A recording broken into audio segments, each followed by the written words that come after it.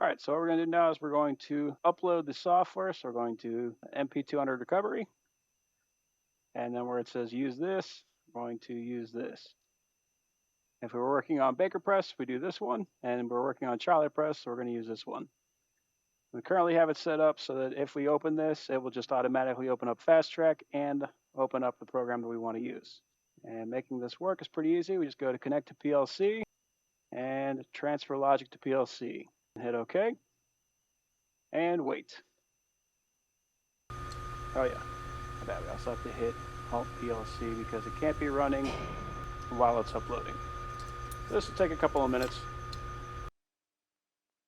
Okay, so that is currently uploaded. So this, everything that we're seeing inside of here, is what the PLC is currently running. Okay, now to actually make it start running, we hit run. And we should be able to hear that solenoid kick on. There we go. And we got our lights back. So at this point, it should be ready to run. Now you can just hit File and Exit.